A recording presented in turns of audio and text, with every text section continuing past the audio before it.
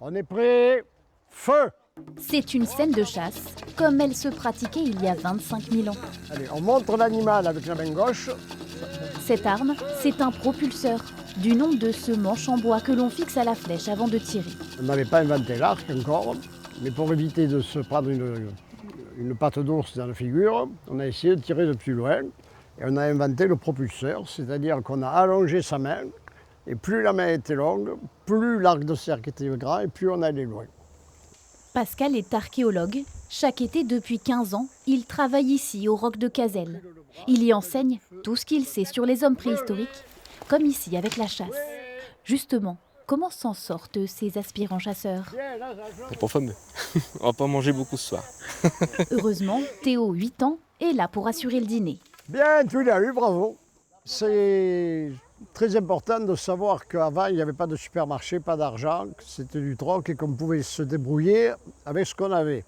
Et si on ne se débrouillait pas, on n'avait rien. Enfant du Périgord, Pascal se passionne dès l'enfance pour la préhistoire et notamment l'art pariétal. Ce qui m'intéressait, c'était pourquoi l'art. Non pas que c'était beau ou que c'était pas beau, pourquoi l'art.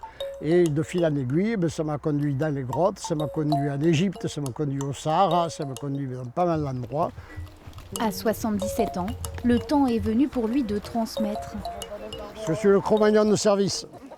Ici, nous sommes chez Cro-Magnon et tout ce dont on a besoin, il faut le fabriquer. Avec cette branche, par exemple, les enfants vont confectionner un pinceau. Les peintures sont aussi issues de la nature, un enseignement essentiel pour Pascal. Je tiens à faire ça parce que j'ai appris beaucoup de choses par les livres et je me suis aperçu que dans les livres, il manquait quelque chose d'important, c'était de toucher. Déjà, c'est pas la même texture, donc ça s'étale un petit peu. Et aussi, c'est un peu plus liquide que la peinture habituelle.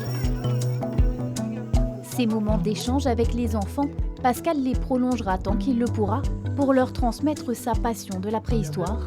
Et le temps d'un instant, voilà ces enfants plongés dans des temps anciens, marchant sur les traces de leurs ancêtres. Oompa, oompa!